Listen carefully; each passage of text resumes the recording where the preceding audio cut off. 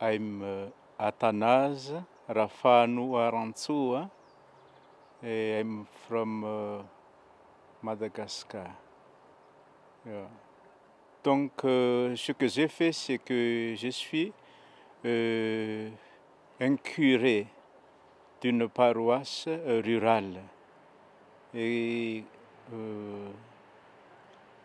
là, il y a 23 communautés ecclésiales dans lesquelles je dois visiter au moins 3 fois par an. Nous avons discuté, parlé de ça lors de la préparation du plan apostolique de la province, c'est-à-dire le projet. D'abord, la priorité, c'est la formation d'abord, puisque nous avons beaucoup de jeunes en formation là, plus de la moitié des membres de la province. Donc, c'est normal que ce soit une priorité.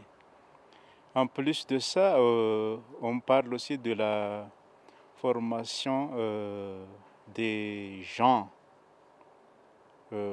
formation spirituelle des gens, qui d'abord ce sont ceux qui se préparent pour travailler dans le champ apostolique de l'Église. Il y a les prêtres, il y a les religieux et religieuses, et même les laïcs qui collaborent avec nous aussi. En plus de ça, il y a aussi l'éducation supérieure et l'éducation de base, c'est-à-dire l'enseignement supérieur et les collèges.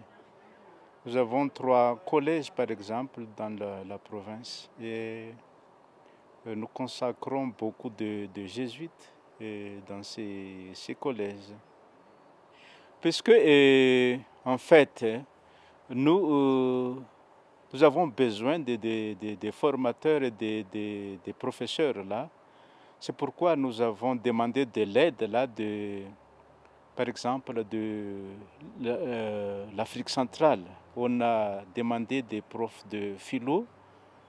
On a demandé aussi de Rome là, par exemple le père Théoneste qui va enseigner la philosophie là à Antananarivo, puisque ce n'est pas seulement pour les jésuites qu'on fait ça, mais c'est aussi pour les autres congrégations.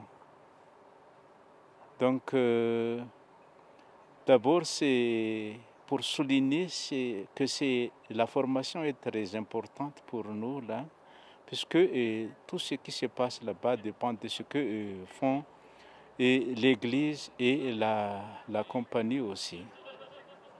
Puisqu'il y a plusieurs congrégations qui font des études là avec nous dans le philosophat de la compagnie à Antananarivo. Dans la vie des gens là, dans la brousse, vous savez, c'est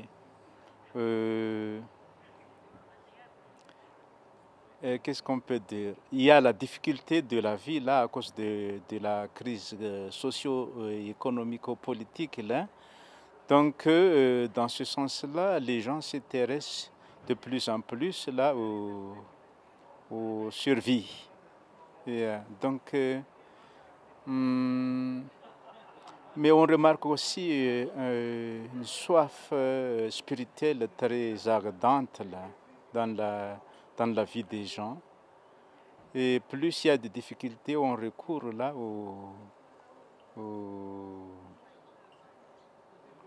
à la foi en Dieu. Oui. Donc je crois que le sécularisme dans ce sens-là, il est là. Mais c'est un moyen aussi que Dieu utilise là pour que nous sentions la nécessité d'être avec lui, de dépendre de lui.